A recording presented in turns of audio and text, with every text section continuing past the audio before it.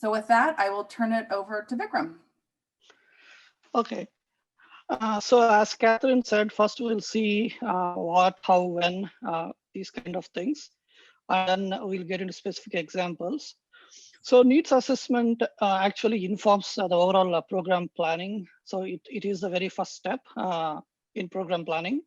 And it's driven by the question, what do your clients need and how can those needs be met?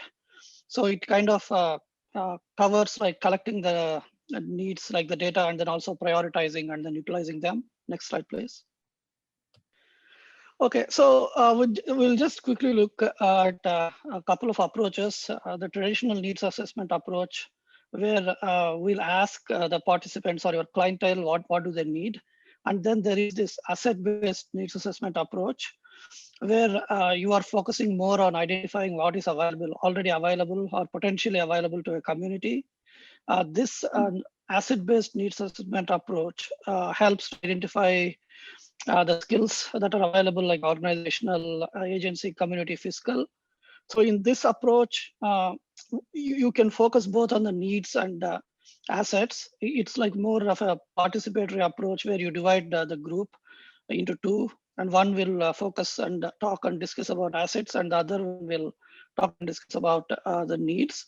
So this is like a more of a qualitative approach, so that is also one of the things that is coming up where you can identify both. Next slide, please.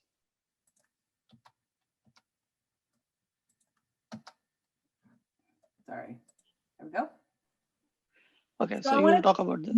I wanted to share this example of some questions from an asset-based approach. This was a county level needs assessment done a while ago in Sacramento County. It was to identify the issues and how important they were to members of the community. That's the first set of questions up here. And then you can see they had, this is just an excerpt, there was a longer list. And the issues actually that they put here, they should look familiar, they were areas that we have expertise in. And then there was a whole other set of questions around community assets, and they asked folks to rate these features in their community.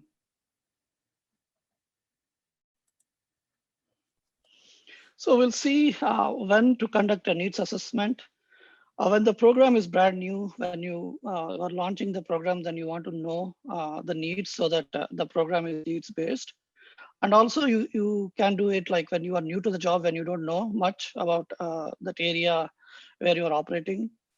And also you want to learn more about what your clients need related to a specific condition, like you know that this is an issue that you want to know more about it. You can conduct a needs assessment. And also when you need to document the needs in that area for funding purposes, this is helpful. And also you need additional information to communicate with your stakeholders. The stakeholders can be like the donors or the advisory boards, anyone. If they want more information about something, then we can conduct a needs assessment. And if the program evaluation focus of any program is on how well it meets the needs of the intended audience, this is helpful. Next slide, please. And why do needs assessment? Like we'll see like some potential uses. It's definitely, as we discussed, for developing your program from goal setting to evaluation, like the outcome evaluation, and for performance appraisal. And this needs assessment study can be at a collaborative statewide or regional level. We'll present an example after this. It can be a commission study. We have an example for this also. This can be turned into a journal article. And also, as we discussed, like to justify requests for funding. And also this can be for research purposes. Next slide, please. Yeah, as I just said, like let us see some benefits of collaborative needs assessment. So if you do it in a collaborative approach, then there's a better understanding of needs at a bigger picture or a regional level.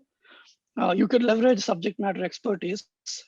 That the same thing with limited resources, you can leverage those.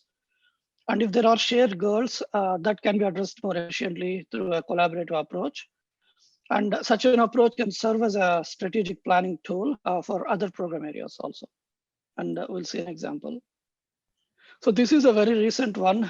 It is just concluded. This is from the agronomy program team.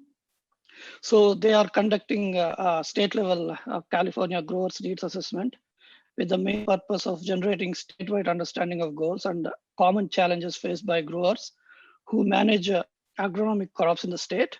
So this is a team of all the advisors and specialists from different parts of the state. And the target audience to which an online Qualtrics survey was sent out over all the agronomic crops growers, crop consultants, and then also some allied industry. The benefits from this, what we are expecting is it will support the regional and statewide research and extension efforts. Like when we get to the prioritization stage, we are hoping that it will support with that purpose. And the current outputs that are planned are, this will be turned into policy briefs. These will be presented at conferences and meetings. And also there's a plan to write peer-reviewed manuscripts for peer-reviewed journals. So that will be the utilization part. Next slide, please. And if you are a new advisor, then the first steps for you to take in order to process the needs are find out what is already known or available, like there's already some secondary data, like form of reports that is existing there, and also the exit report of your predecessor. So all that can also be used as valuable data. And then get out and introduce yourself because until you go and talk with people you don't know, like you can know some additional things. And then develop relationships with all the stakeholders, like developing relationships is also like really essential for extension and in order to identify the need. And clearly define your clientele because that is also important because it can be too broad sometimes. So clearly define your clientele and then get the lay of the land. So this will inform who and what to ask about needs. Next slide, please. And then this is like a three phases of needs assessment process from one of the extension handbooks at University of Tennessee. There are some other ways also, but overall in a nutshell, phase one includes exploration, like that's where you are defining what's the purpose of your needs assessment, what could be the potential users, who are your audience, and are there any needs that have been identified and existing there, like the secondary data sources, and then the methods like what and how to collect. And the second phase after that, it is like gathering the data, right? Like implementing the needs assessment plan, and then kind of having a participatory discussion approach to synthesize everything. And then the last phase is utilization, where you use the data to set the program priorities. Catherine will talk about this later, like some program priorities, some criteria, and then develop an action plan. Once you have identified the needs and prioritize them, then identify an action plan, and then definitely communicate the results. Because without utilization part, needs assessment process is not complete until the results are shared and utilized. Next slide, please. So I just wanted to briefly address the situation that most of us are in. I know some of our more northern counties aren't quite as in shelter in place as the rest of us. And so in this virtual reality, we had a discussion with our panelists about, how does this impact the way we approach needs assessment? And actually there's not a huge constraint. Obviously building relationships is challenged. And as Vikram just said, that's critical, especially for new advisors. But there's a lot of opportunities to still meet socially distanced, like if you are able to do farm calls, those sorts of things. Obviously 4-H isn't able to get all of their kids together, so it depends on your program area. We talked about, you can still do a lot of the methods that we'll be going over in greater detail. Interviews are often by phone or can be by Zoom now. Typically, most of our surveys are online, although some clientele do better with mailed surveys, and that would still work fine in the virtual reality. And then we learned that a lot of commodity meetings, for example, are now online, and there's other forums that are now online, and it's actually easier for some of our advisors to join those because there isn't as much travel, et cetera, to get there. So we want to be thinking about our current situation, but most of what we're going to share with you would be working just fine right now. So we're going to move on to looking at some of those commonly used data collection methods for needs assessment. Vikram? Okay, so yeah, thank you. So we are going to focus on the methods that are commonly used in extension. Based on our experience, there are some other methods also out there.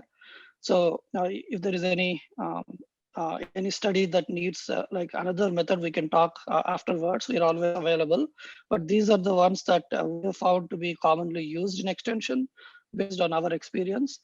So as I've been talking about the secondary data, like where the data that's already existing in the form of reports and already collected, and then there are these methods to collect primary data directly from the respondents. Next slide, please. So in the secondary data collection methods, the one that's commonly used is document review, the literature review. So it's basically like the content analysis of existing reports or any other existing information. So in this method, like there is a little to no participant burden. The participant burden, the little extent comes when you have identified what's the needs in the secondary data that shows, and then take a participatory approach to discuss with your stakeholders and then prioritize. So that's where the little burden comes. So some of the best practices that I have found is to have an audit trail of how you are doing it. And then system analysis and documentation is really important. I'll just show an example. Next slide, please. Yeah.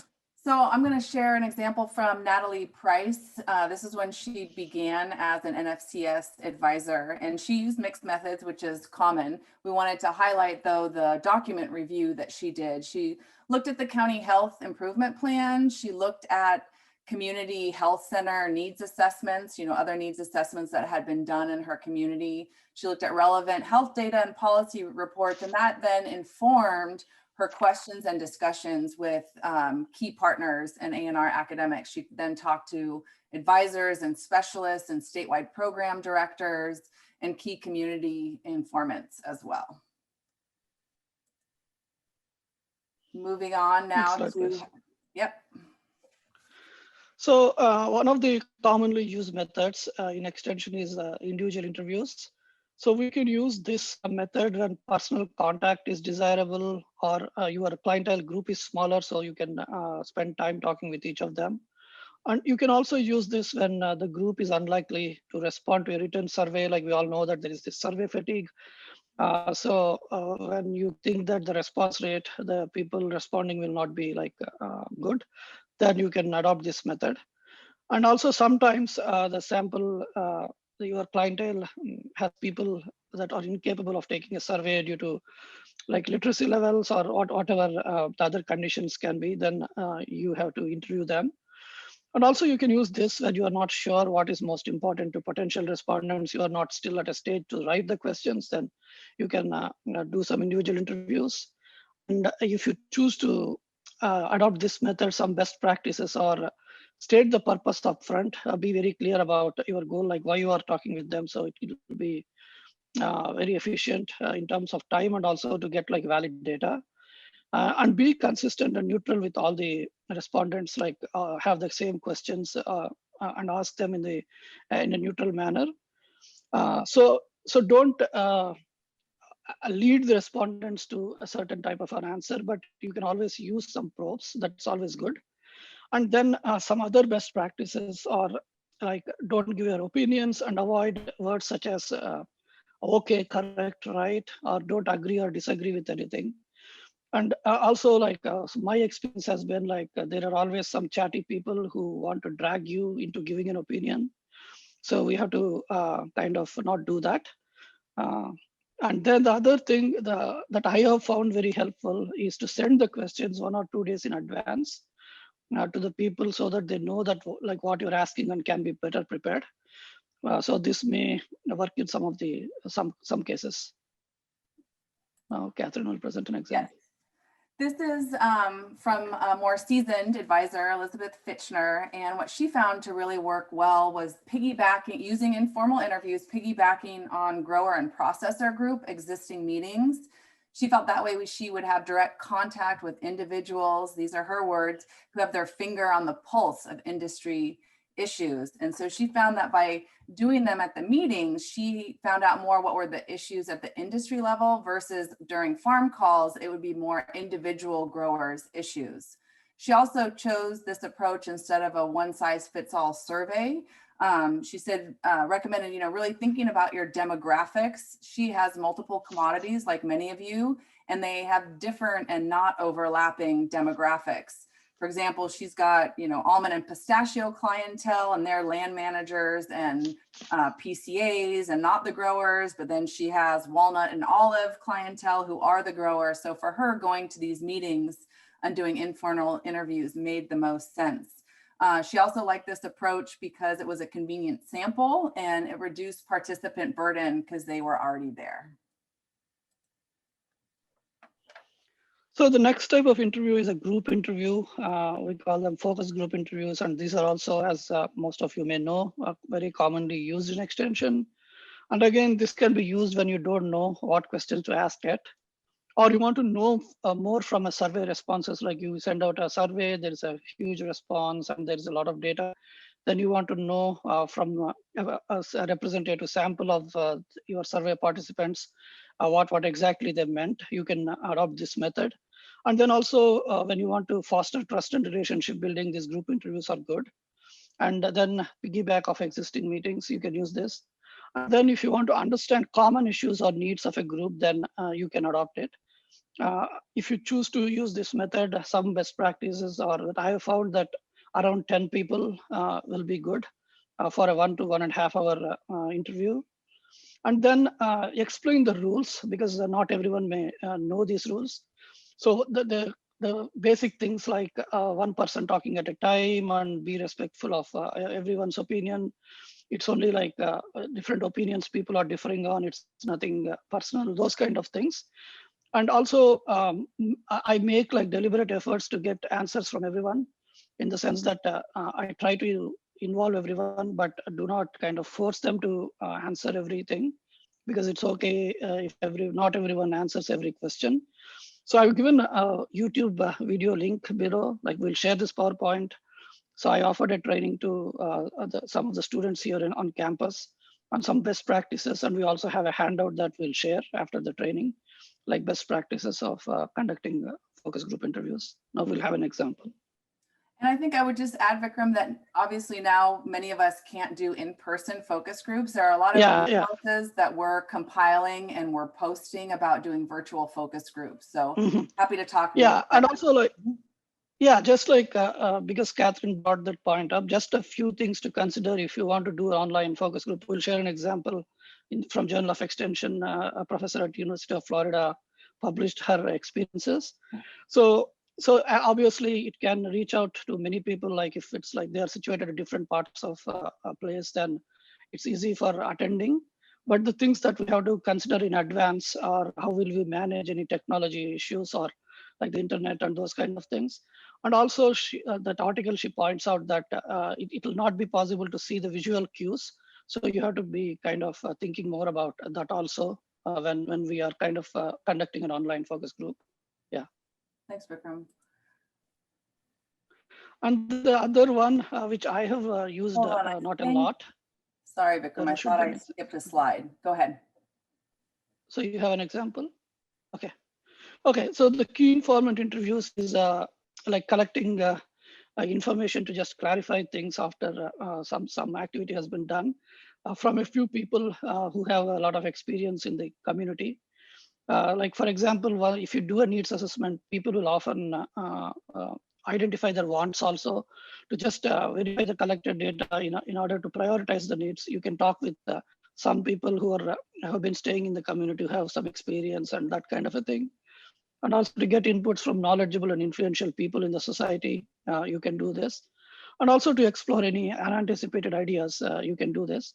Unlike focus groups where it is a best practices to have a homogeneous group, like people having a common need or something.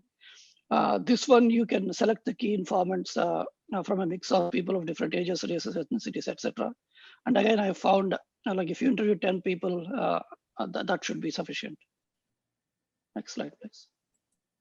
So we want to share an example from Ramiro Lobo, a small farms advisor, and Jan Gonzalez, a community education specialist down in San Diego County. And they also use mixed methods, including a survey and key informant interviews, but we wanted to highlight the focus groups. This was really a larger collaborative county level needs assessment that they did, working with county departments like Ag, Weight and Measures and the Planning Department and Environmental Health. They also worked with the Farm Bureau and our UCCE program and a number of industry partners. And what's interesting to note here is that the focus groups were organized by the different sectors of industry to help further understand those specific organizational needs.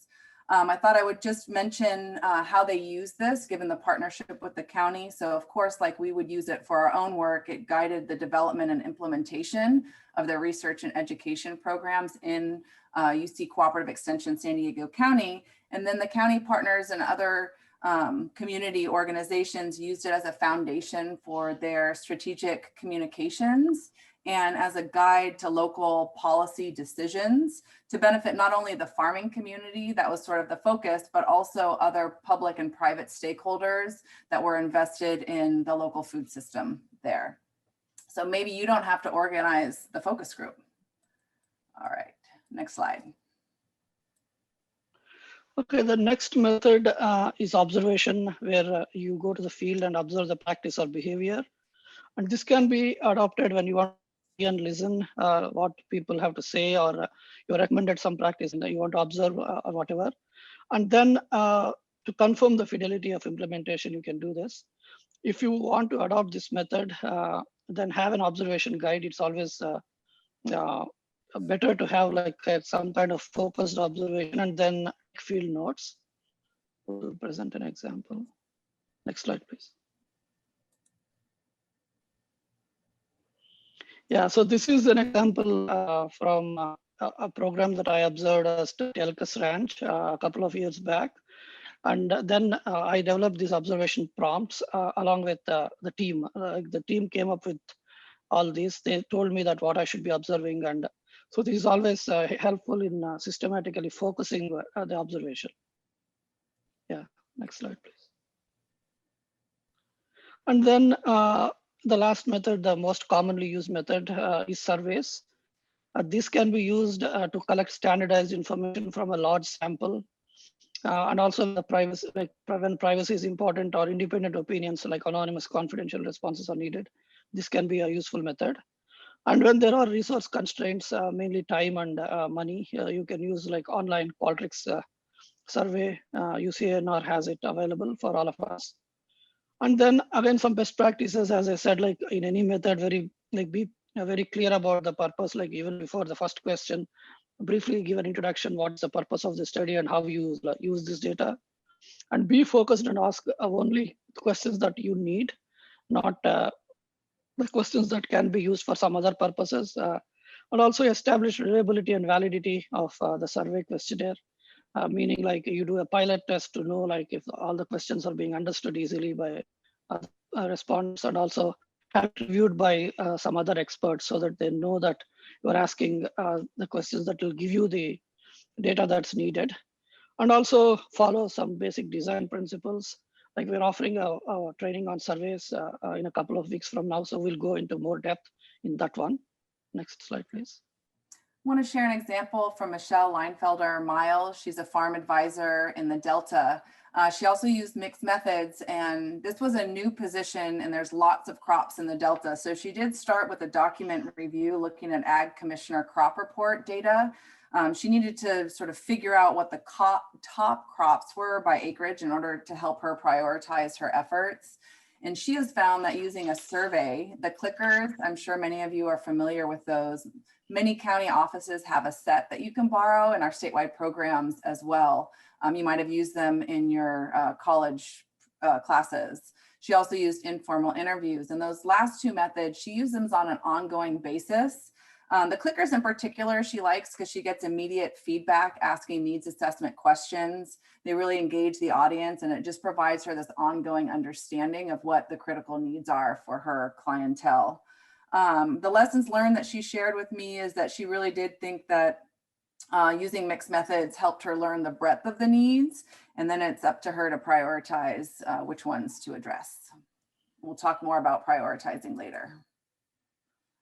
So I'm going to go over a couple quick slides here. Obviously, living and working in the state of California, there's a lot of diversity, and in everything we do, we try to approach it in a culturally responsive way. So this is just a quick reminder to use that same thinking and lens when you're designing and conducting your needs assessment.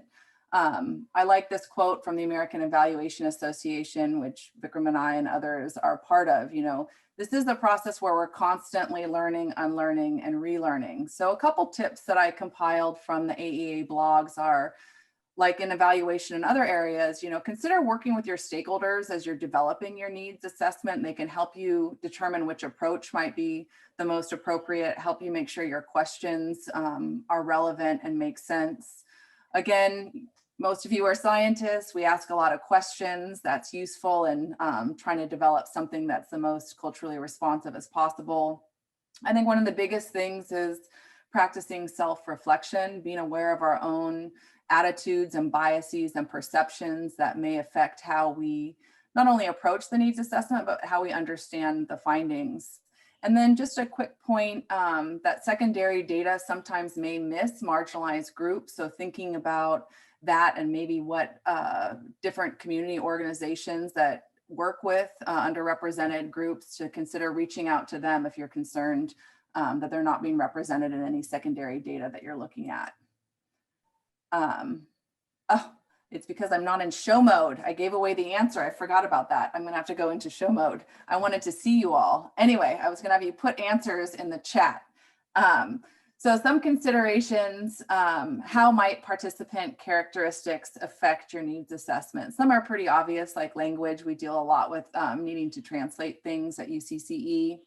Some other things may be less obvious and are worth thinking about. I thought I would just share kind of in this area of communication styles and family relationships. I heard from a seasoned advisor a while ago about a situation that he had seen happen over the years working with white male growers, particularly fathers and sons, and that if he had them answering a question together, often the son wouldn't really speak up what they thought because of the way the family dynamics were. So there's just a lot of nuances, obviously, with working with different people. We also wanted to share this example from Margaret Lloyd. She's a small farms advisor, and when she started, her approach was to just get in her car and drive around and stop at every farm she saw. She created a Google map, and she would stop, and she developed this survey to work. These are the men growers. That's a big clientele group for her. And she developed this written survey, but she realized it didn't really work. She couldn't just show up and give them this survey to fill out. That for them, it was more about relationships and observations and conversations. So she ended up adapting it to be more of an interview protocol.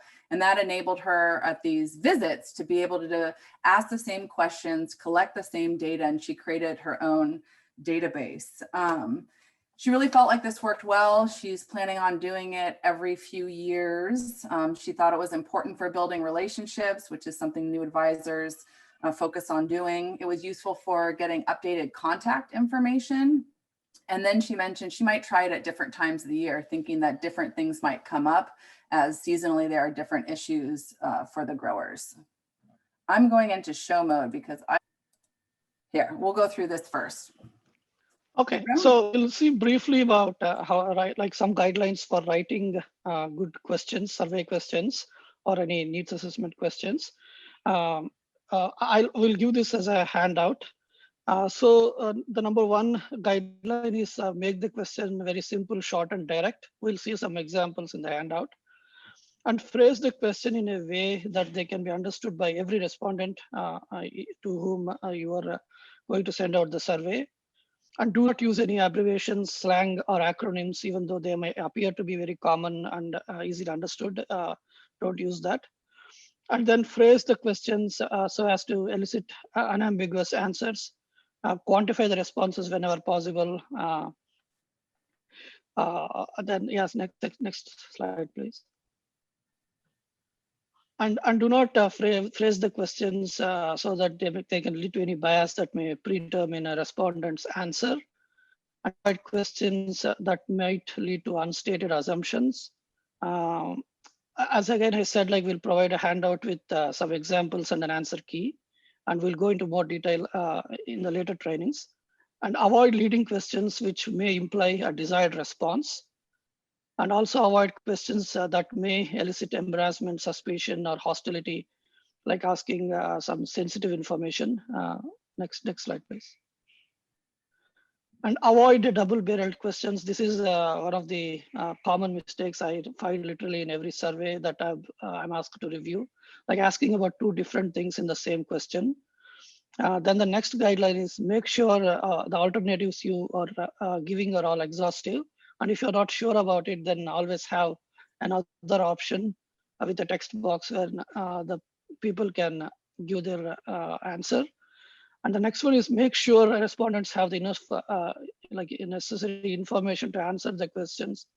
Don't assume that they may be knowing about anything. Like if you ask about a policy or a plan or something, just give a line or two about what that is. And then have equal variation. Like if you're using a rating scale, like have equal variation on both the sides, like disagree, agree, or negative, positive, those kind of things. Next slide, please. And also ensure that the question stem matches the answer choices. This is also some like a thing that issue I find in quite a few surveys. The question doesn't match the answer choices. And then decide the points on the scale based on the purpose. By this, what I mean is like, do you want to have a 5-point or a 6-point scale? Like some people say, if you're measuring attitudes, then it is okay to give a neutral choice. And some people say that, okay, it's not like that. It's directional. Attitudes are directional. So it has to be either way, like one way or the other. And then give a time frame range whenever necessary. When you're asking in the past, it's always good to give like 2 years, 3 years, or whatever. Yeah, next slide, please. So the next few slides, I'm going to talk about using your needs assessment findings to help you develop your program. So this comes into where you'll be priority setting. Sometimes in your needs assessment questions, you may be asking your clientele to prioritize or rate how important certain or serious certain issues are for them. But that's not the only thing to consider. We also want to consider some other filters and criteria as you decide what you should be prioritizing, because we can't be everything for everyone, as you well know. So I'm going to go over these, and I'd just like for you to put in the chat what you think is most pertinent for you. So a number of things to consider, obviously, is your job description, focusing on what's been identified there, your personal expertise, the collaborations that you have that are working really well, how you can leverage those to help further your program and realize outcomes, and what resources, obviously, that are available to you. Organizationally, it's good to think about our A&R strategic vision, our public values and the condition changes, and sort of our comparative advantage as an organization. Are other organizations in the community addressing those needs already? What can you do that's different or more unique if needed? Clientele, obviously we want to think about, and that's where the needs assessment data probably hits home the most, is they're identifying what's most important to them. And it might not just be your clientele, but perhaps other partners or stakeholders, and thinking about the extent and frequency of that problem for them. Then there's this bucket that we call the solution. You know, what's the state of science to address a particular need or issue? What's the probability of you being successful in finding a resolution? And is it going to be economically feasible? What's your potential for impact? So again, just to sort of wrap up and put this in the context of developing your program, many of you are probably familiar with a logic model. It's a simple graphic to think about how you design and implement your program, but your needs assessment, as you can see, is over here on the left. It's where you assess the needs and perhaps the assets in the community. Then you are prioritizing based on the things that we were just discussing. And I want to highlight really thinking about these intended outcomes at the end of the logic model. You know, what are the outcomes that you're identifying that you can make a change on and really measure? And how do those then connect to what research is showing as contributing to these longer term condition changes? So again, this is putting in the context of how you use your needs assessment throughout developing your program. So with that, we are gonna, yep. Catherine, I had a quick point to make just before everyone breaks, really short. So I just wanted to clarify, like, in sense, to just tell to people that maybe new, like by mixed methods, we mean both qualitative and quantitative. Quantitative more like surveys using the rating scale where we ask these questions and assign a number or a code to that. And qualitative is all the observations, interviews. So it's always the recommended practice to use like more than one method, multiple methods. And also if you can use mixed methods, both qualitative and quantitative, that's really good. Yeah. Thanks, Vikram. All right, Yeah. we're going to take a quick 5-minute break. We'll cover our short break. I'm excited to introduce our needs assessment panel, and each of these advisors will introduce themselves and share with you their experience and overall approach to doing needs assessment in their work. I believe, Stephen, you are up first. Okay, great. Thank you. Can you hear me? Yes. Wonderful. Okay. Well, good morning, everyone. Welcome to this needs assessment training. We have a couple of examples. I'm going to do one that's from my work starting as a 4-H advisor in Sonoma, Marin, and Napa counties. I can't believe it's been 4 years already, but my program is still being guided by that work that I did when I started. So I started my position in May of 2016, and the needs assessment process took about 8 months from soup to nuts. So it can take a while. The first thing I did was start to develop my clientele groups, and this was both as it was listed in my position vacancy announcement and by talking to other colleagues in this disciplinary area. I'm not able to hear anything. Am I still coming through? Yes. Okay. And so divided my clientele into sort of 3 groups. One was the internal 4-H, if you can go back a slide, internal 4-H community, so county director, 4-H staff, existing 4-H youth members, volunteers, youth that were not being served by our 4-H program, so more of an external audience, and then staff and organizations providing youth services for youth development or STEM education. And that helped then target my needs assessment to those 3 clientele groups. So next slide. I focused on a couple of different data sources in a couple approaches. So one was looking at secondary data, and I looked up US Census, school enrollment data, decades of 4-H enrollment, other strategic plans or other documents like the County Department of Health and Human Services in my 3 counties had states of the county types of reports. There were other demographic trend reports, etc. So a lot of secondary data I was able to review. And I didn't use a rigorous sort of content analysis or thematic analysis approach for those, but it did help guide me in sort of narrowing, which will come later in terms of making program priorities. I focused on building relationships within the broader community, and I did this using interviews, so semi-structured interviews with key stakeholders. And I just did cold emails to directors of Boys and Girls Club and YMCA and other youth serving agencies. Most were pretty receptive. I got a pretty high response rate on my cold call emails, maybe 60%, 50-60%. And it was great for me to be able to build those relationships as well as getting information to guide my program. And then focus was better understanding the state of the existing program, and that was that internal stakeholder. And for those, I did a lot of participant observations of 4-H meetings, events, summer camp, using sort of participant observation and observational notes. So next slide. And so after collecting and looking through the secondary data, the semi-structured interviews, looking for patterns in those interviews and what were commonalities or what emerged as sort of key items across interviews, and looking at participant observations, identified emergent themes. So what were the needs for those different clientele groups? And that then I filtered through our A&R Healthy Families and Communities plan, because there were some priorities outlined in that plan. I filtered it through our 4-H mission mandates. And then I also filtered it through my own expertise. And so I give an example of, there was a need that arose in one of my 3 counties about 3rd grade literacy and really wanting to bolster sort of literacy practices of kindergarten through 3rd graders to improve that. So it rose as an emergent need from my key interview stakeholder groups, but it's not a key mission in 4-H or our A&R strategic plan.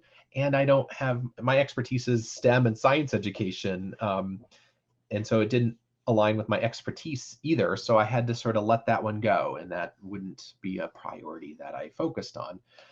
So that, I think through that process, I was able to identify a couple of key emergent needs that both I could contribute to because I had expertise. It also was backed by the organization, and it came up in my communities. And that was somewhat of an iterative process. But I give that example that just because it emerges as a need doesn't necessarily mean you have to focus on it, because you need to find a few, I would say, fewer things that you can move the needle on rather than a larger swath of things. And then my results there were those 3 clientele groups and sort of long range goals for each. So for those youth that weren't being served with 4-H or marginalized youth, looked at ways to provide more culturally relevant programs. And we started a whole series of new programs, particularly in Santa Rosa and the Roseland neighborhoods, to serve youth that hadn't been reached with 4-H before. For our internal group, it was about strengthening our competence. So that was more of the extension in offering trainings and workshops for staff and volunteers to improve their practices. And then for the internal 4-H youth and volunteers, looking at and developing a series of activities about how to improve program quality that would then lead to higher and better youth development outcomes. Okay, and then finally, just some takeaways that I'd recommend to everyone.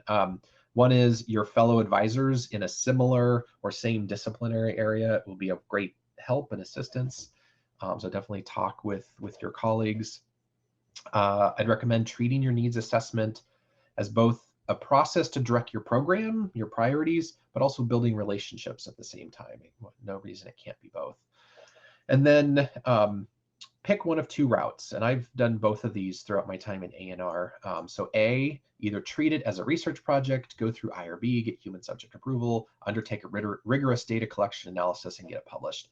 And I did that when I was working in the A&R building as the STEM coordinator, and we did a pretty rigorous needs assessment of science education in our system, and we published that in Journal of Extension. When I came as my advisor job, I followed more of the path of B, is that I used my needs assessment process to point my program in a productive direction, but I got it done in a timely manner and then got on with doing extension and research programming. So I didn't publish the results from my needs assessment as an advisor like I did as a needs assessment as an academic coordinator. So yeah, pick one. And there's been some other advisors, colleagues that have decided to go route A and try to do 3 formal rigorous needs assessments at the same time. And I think that's a little ambitious. But I'd say, maybe pathway A if there's a gap in your disciplinary area or field that a needs assessment could contribute to. But otherwise, think strategically about what the purpose is, and then sort of follow that path. And oftentimes route B might be more productive to starting to get work done in a productive way. Okay, thank you. I think I talked within my allotted time. Yes, thank you, Stephen. Quite timely of you. We want to take some time now to answer any questions that folks have. I know people have bandwidth issues, but if you don't, it would be great for you to turn on your video and verbally ask the question. Nice to get to know each other. I know there's a lot of new people, or we'll be monitoring the chat too, if that works better for your Wi-Fi situation. Questions for Stephen? Or any questions so far? Give it a minute. I have a question. Great. So IRB, how do you get started with IRB? Is there a place, a page that you can go to learn more about, when I'm going to be designing my questions, how am I expected to design the questions? What paperwork do I need to file? What am I allowed to do, not allowed to do? Like, where do I get that information ahead of time? On our resources page that we'll be sharing later, I'm going to kick it over to Vikram here, but he worked with Kit Alviz in my office to develop a list of where to go and what trainings. So we can show you where that page is. Vikram, do you want to add to that? You're muted. So that's pretty much what I wanted to share. There is a page where you start the application, and also if you haven't completed the training, you need to complete a training like a social research kind of handling human subjects research. So I'll share both those links, and it goes through the UC Davis IRB, and they have a phone number. We have given that also in there. So if you have any questions about anything, they're like they answer very quickly. Great. It looks like Kit put in the link to the IRB webpage that I was mentioning. Okay.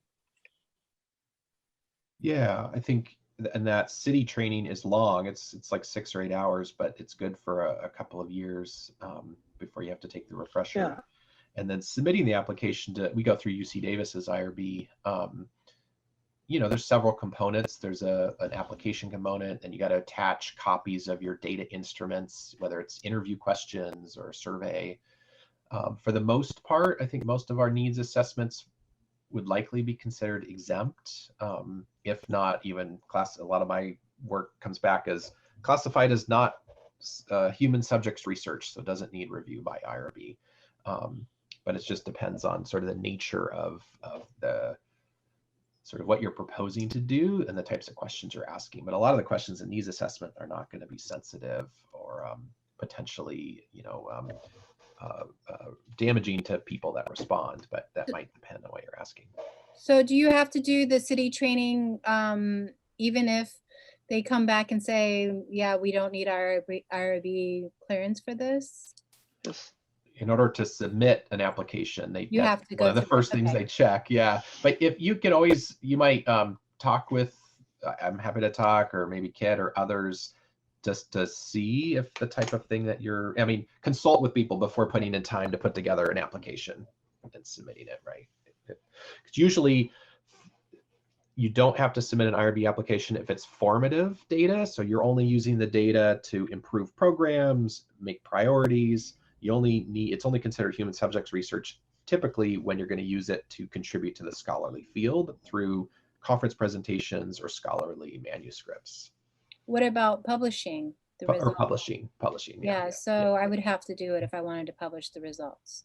And what about when you start designing in qual checks, you start designing, okay, these are my questions and this is what I want to do.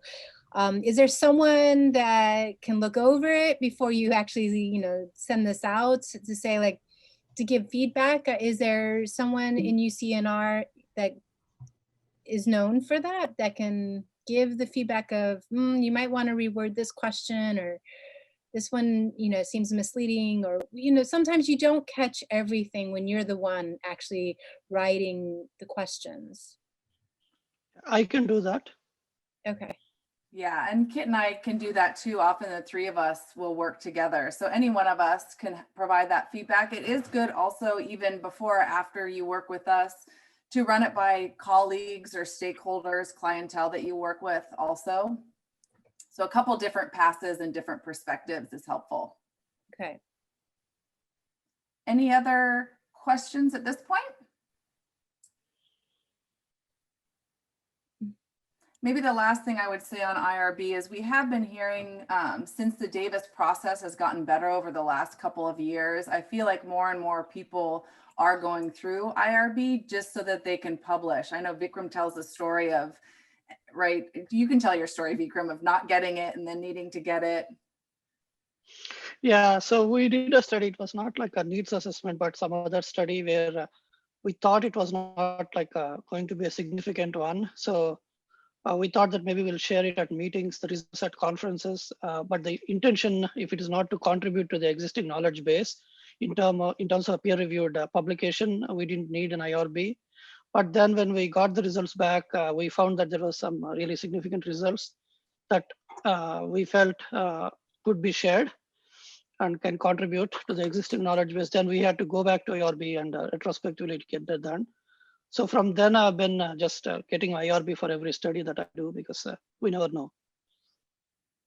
Great, good question. IRB is always a hot topic. Quick question again, IRB. So when you submit that application, what is the turnaround time? How much time should I be factoring in before I can send out my questionnaires? I've got them like within 10 days once, Okay. and also like maybe 2 to 3 weeks is the maximum in my experience here at UC Davis. But I think you can also request them, you can send an email and tell that like I'm doing this in the next 10 days if you can, and they help me with that.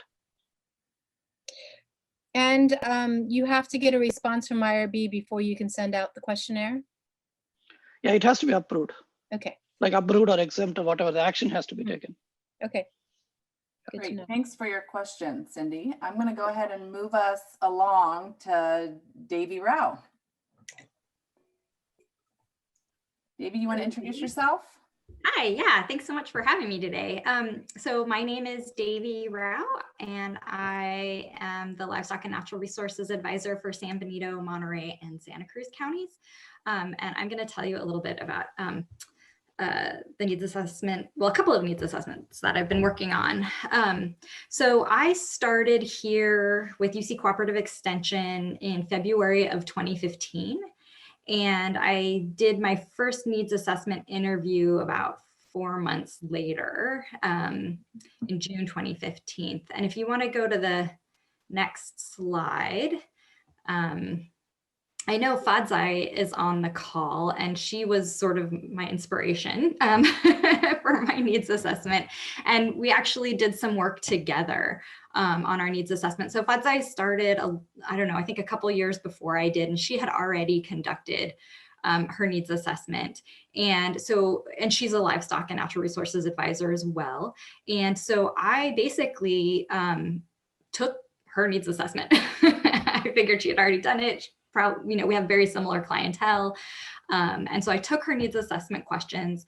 I modified a couple of them, and I added several additional questions as well. And so what you're looking at here is a poster that Fadzai and I put together and presented at a Society for Range Management conference with some preliminary results from our needs assessment. And so the process that we used, or that I used in my portion of it, was that I did in-person interviews. So for me as a new advisor, I was really interested in making connections with my clientele and doing it in person. And I know that that's really hard right now because of COVID and everything. But I would say that especially before it starts raining, we can be meeting with people, groups up to 10 people. So for my needs assessment, I was just doing one-on-one, or maybe interviewing a husband and a wife, or, a husband and their, daughter or something like that. So I was never meeting with more than maybe 2 to 3 people. And right now we can still do that, especially if we're outside, wearing masks, socially distancing. So I think there's still an opportunity, even in this very strange time, to do these in-person meetings. And I think they're incredibly valuable. And so I identified 2 different sets of clientele. One set is the ranchers in my area, and the other, and kind of people associated with the ranching industry. And then the second group of clientele is agency managers, natural resources agency managers. So I interviewed 28 ranchers and 13 agency staff. And basically I had I'll go into how I developed the questions a little bit. So I created a survey, like I said, based on Fadzai's needs assessment, and then I added some of my own. My supervisor really strongly recommended to me that I tie my needs assessment to the strategic initiatives. And so she really suggested that I have several questions in my needs assessment related to the strategic initiatives. So what I did was I basically asked people to rank the importance of each of the different strategic initiatives. And then within each strategic initiative, I had them rank the different research areas within each strategic initiative.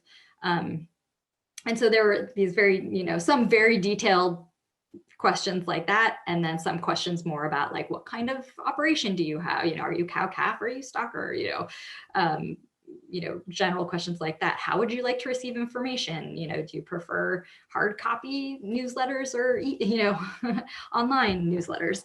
So the questions really kind of varied. And I guess one thing I would say, lesson learned was, like we've been already discussing on this call, have your questions vetted by multiple other people. I wish I had done that more than I did.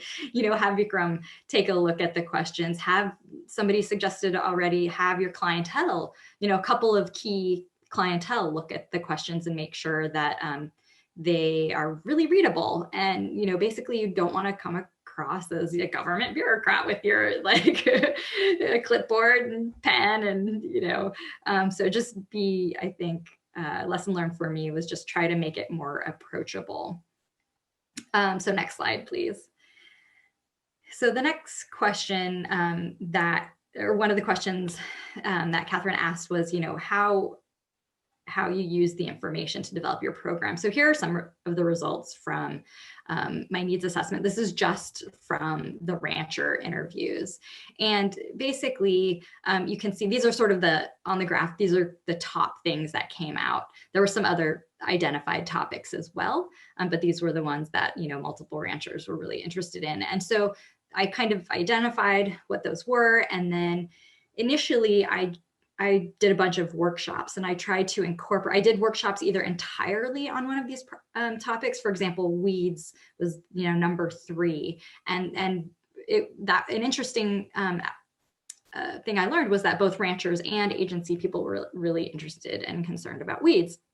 And so, I'm now the chair of our local weed management area, and I put together a big weed meeting every year that gets over 100 people.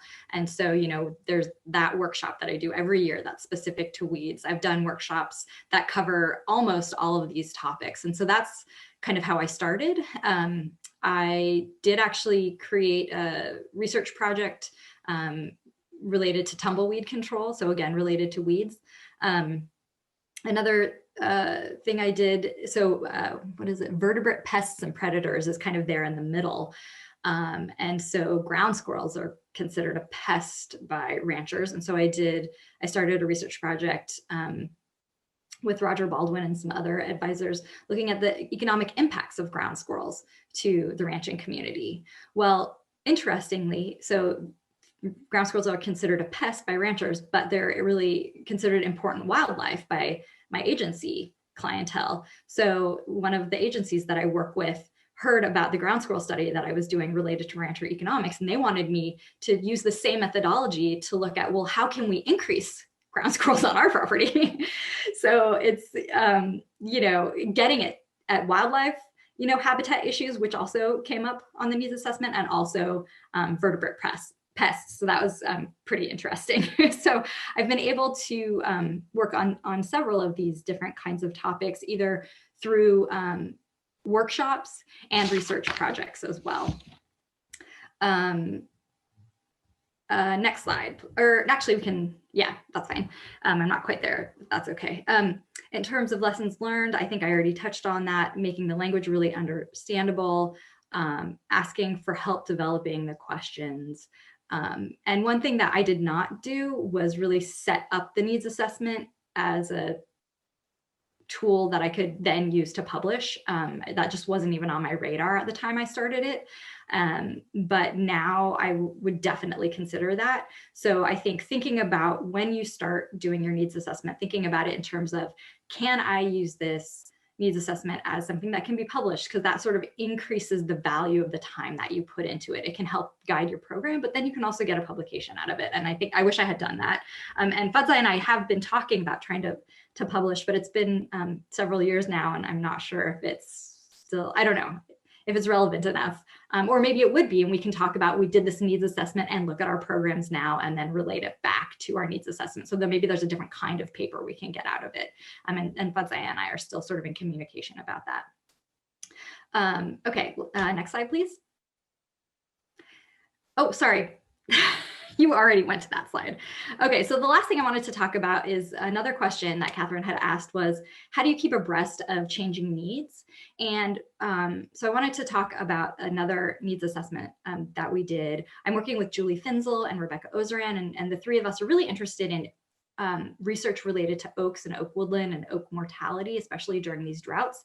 And we were all excited about starting a project. And then we started talking about, well, this is what we want to know, but if we do this research, is this going to be relevant to our clientele? Are we just answering a question that we're curious about?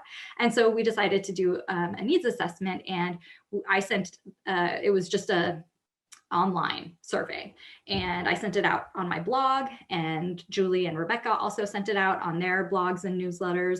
And I think we got around 50 or 60 people who filled it out. And it really helped us kind of see, well, what are people and we sent it out to ranchers and agencies, and what are those guys really interested in?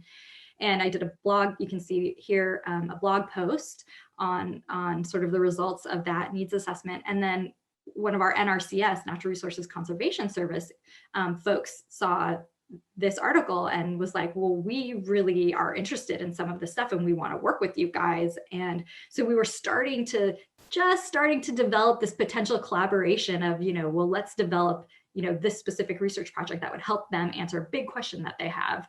And then COVID happened, and we had just started developing. I'm also the Oak Woodlands Work Group co-chair. And so we had been starting to develop a meeting for that work group. And we were going to, talk about the results of this study, and we were going to have the NRCS person. And so we had all these plans that got shut down with COVID.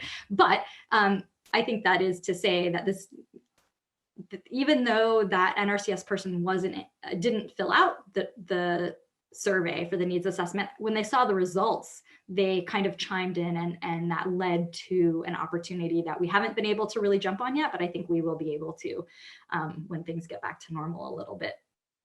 I've also done prescribed burning is something that has been coming up a lot, and I already mentioned that every year I work on a weed meeting. I organize a weed meeting, and at the end of every year at the end of that meeting, I do an evaluation. And a few years ago, I started asking the question, are you interested in prescribed burning? If you are, what aspects are you interested in? I just asked a few questions related to prescribed burning. We had a couple of talks related to prescribed burning, actually 2 years in a row. And so I wasn't even thinking of that as a needs assessment, but really it informed me, like, who was interested, what did they want to do? I started an email list. Then we actually did a prescribed burn with the help of Lania and Jeff Stackhouse up in Humboldt County. And at the end of that prescribed burn workshop we did, I said, hey, now you've done this prescribed burn now, should I apply for a CAL FIRE grant to potentially get a prescribed burn association going down here? And the feedback that I got from that evaluation was, yes, do that. So it's sort of like 3 years in a row at meetings, I was asking for feedback, and what that led to was me then applying for a CAL FIRE grant, which I then got, and we're now moving forward on developing that prescribed burn association. So I think there's different ways that I wasn't even thinking of that as being a needs assessment, but now talking to you guys, I'm like, oh, it really was. It was just these little piecemeal over 3 years asking similar kinds of questions, but kind of more detailed each time, led to that. And one last thing I want to say is that it's not necessarily like a formal needs assessment that can really help inform your program. I think it's just paying attention to your clientele can really be helpful. A rancher, sort of an influential rancher in my area, sent out an email to a whole bunch of people, to other ranchers, some elected officials, and somehow he put me on the list. And he asked the question, like, when is someone gonna do some research and write a paper about the influence of livestock grazing on fine fuels reduction? This is really important. Our state's on fire. Why is no one looking into this? And someone else on the email said, well, UC Cooperative Extension should do that. And I was like, that's me. And so, and then somebody else said, well, there's this new funding source, maybe there's an opportunity there. So I ended up applying for a grant to look at that question, and we got the grant and we just finished it and we submitted a publication for a peer review. So that was just based on paying attention to, an influential rancher clientele in my area. So even something as simple as that can really help guide your program to areas that, to do projects that are really timely, for example, for that one. And then the last question that Catherine asked was, how do you sort of tie that back into your PR? And so in my PR, I always talk about, I did this needs assessment, here's, the results of it, and here's what I've done that relates back to that needs assessment.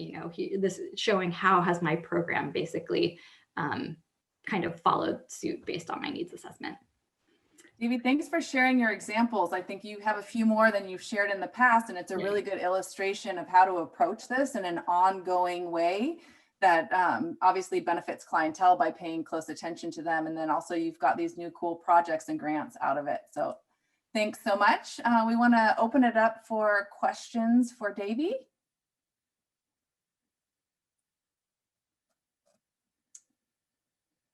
I will give it another minute. We will take questions after Betsy's example too, if you guys are still thinking. Again, I would ask you, if you can, to unmute and turn your video on with questions. You can also, reach out to any of us after this short training with questions if they come up later. So without hearing anything, I'm going to move us along, but we will have other time for questions later, rest assured. All right, Betsy, you're up. Okay, thank you. Good morning, everyone. By means of introduction, my name is Betsy Carley. I am a dairy advisor and county director based north of Davis in Glenn County. And I also have a role with the Climate Smart Agriculture program. So really pleased to see some of our cohort on this call today. I am going to address today's topic with my dairy advisor hat on and talk about a formal needs assessment that I completed with my colleagues. Next slide, please. So just to give you an idea of what I'm planning to go over, I was going to talk about our motive, kind of our method behind our madness, how we designed our survey, how we used incentives to increase our response rate, and how we paid for it. And then was going to lay out for you all the things that we did wrong that hopefully you can avoid making the same mistakes, and then talk about our ongoing efforts. So to start with motive, we were really finding ourselves with shrinking ranks in the dairy advisors. 10 years ago, there were 6 advisors, and you can kind of do the math there. We certainly haven't increased. And right now we have 4 dairy advisors throughout the entire state. So we are a very small team and really needed to get some focus. Click next. So we really wanted to know how we could prioritize both research and extension and focus on areas to collaborate on. And then probably one of our biggest questions was, how do we get our information out to our clientele? We were seeing fewer and fewer dairy producers show up to meetings. If you want to click next, I think, Catherine, thanks. And really, we can't lie. It was pretty selfish. All you advisors on this training are pretty familiar with our merit and promotion process. And, a very big part of extension traditionally has been extension meetings and workshops and field days. And we really weren't, especially with only 4 of us throughout the state, we really weren't pulling big numbers into meetings. There are some programs that, you guys have fantastic big meetings, and it's a great way to extend your information. And we were just finding that wasn't the case. So we really needed to figure out what folks wanted and how we could communicate that through the merit and promotion process if we might be delivering our extension program in a little bit different way. So we did a traditional mail out survey. We sent a letter. I think there's a little bit more, Catherine, if you want to click next on this slide. Perfect. Thank you. We sent out a letter and a one-page, two-sided survey. We worked really hard to get these questions onto one page, and we were able to do this for pretty cheaply. At the time, there were 3 of us working on this, and we used startup funds, professional development funds, and our conference account. And we're able to do this for less than $3,000, and $1,000 of that was incentives. We told the first 100 respondents that they would get a $10 Starbucks gift card because we were very sensitive to survey fatigue that is very prevalent, I think, amongst all programs, and knew that we kind of needed to give folks a little bit of a bonus to be able to convince them to check our boxes. We did try to make it really easy: circle a number, check a box, don't have to write a whole lot, and so that we really could encourage people to just take a short amount of time to help us get some information. Next. So one other actually thing on the methods that I forgot to mention, when we designed our questions, we knew, all of us knew for sure, if you talk to a dairy farmer and say, what's most important to you? What's the biggest problem? What's your biggest concern? What's your biggest obstacle? Any of those things, they would all say milk price. So we had to really focus on asking the questions that they wanted to answer while getting the answers that we wanted to know, that the questions we wanted answers to. So unfortunately, this was before Vikram's time, because he probably could have helped us do that better than we did. But we really did make a commitment to make the very first opportunity for them to say that milk price was the highest, biggest concern, biggest obstacle, all those sorts of things, because we just felt like they were gonna look at this survey and say, forget it. If you guys don't have any idea that milk price is, the most important thing, then I don't have any time for you. So we really did want to kind of get that out of the way. We were able to do pretty well on, of course, my phone rings in the middle of this, on our responses. So we did get 166 responses for over 15% response rate, and we're really pleased that our responses were very representative of the dairy industry throughout the state. We don't measure in acres, we measure in number of milking cows, and we hit right at average. So that was fantastic, but had a really nice range because it is a very diverse industry. We were really wanting to focus on dairy owners and managers, and did successfully get that target audience, and had some great responses from employees and allied industry as well. Ultimately, at the end of the day, we learned that these folks are reading our newsletters. They are interested in getting something in the mail or getting something in their email and reading through it. Not so interested in meetings. We already knew that, but this really gave us a tangible example of, yeah, we can reach some people that way. We're not going to write off that extension method at all, but we did need to evaluate how we were going to do those.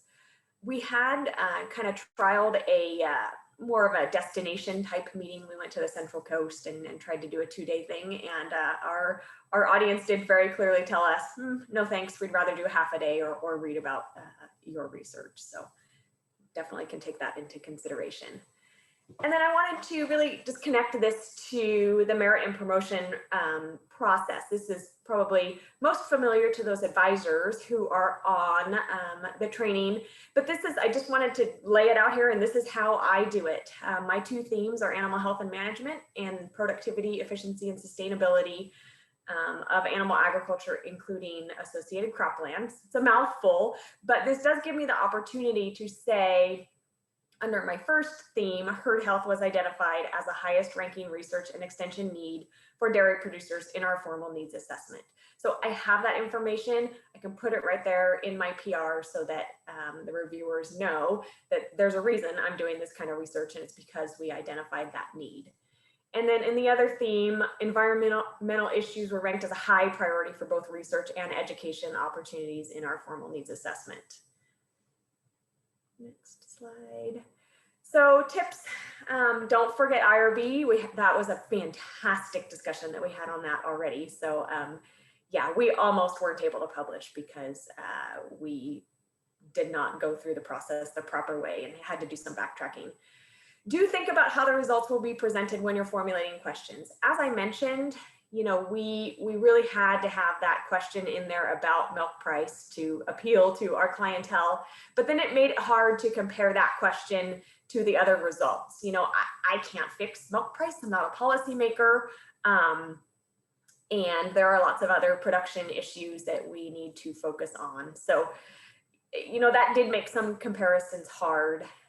Doing a test run, if possible, as was mentioned, is also a fantastic idea. We would have changed a few things if we had gone through it and seen how some of the questions worked. And then since we used incentives, we had some reimbursement issues. I went out and bought $500 of gift cards, which was over the $499 limit for reimbursement. So I had to do some extra paperwork on that end and make our friends at the Business Operations Center not very happy with me. So do keep that in mind if you do use incentives. But you know, I would say it was worth it because I don't think we would have got the response rate that we did if we didn't have that incentive.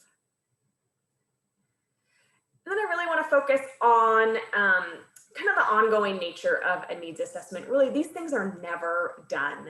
Things are always changing. I think we all know that. And the way I articulate this in my PR is I say my research and extension program is guided by clientele needs. As a resident of the community I work in, needs assessment is a constant, if often informal effort. My program is also guided by the formal needs assessment that I completed with colleagues where we surveyed dairy producers about their research and extension priorities and evaluated their preferred methods for receiving information. So we've talked a lot about formal needs assessment, and it's been mentioned several times that informal methods are also very important. I can't remember what I have next. Oh, right. So this was kind of an informal effort that I had. I am not a fire researcher. You know, yeah, talk to me about cows. Or water quality or something like that, not fire. But I was actually out on a farm. I'll let you read what, this is again, verbiage from my PR. I was taking blood samples for an animal health project, and the dairyman kind of rolls in on his side-by-side and says, "Hey, can you believe this smoke and this ash? Did you see the corn when you drove in? It looks like it's got snow on it."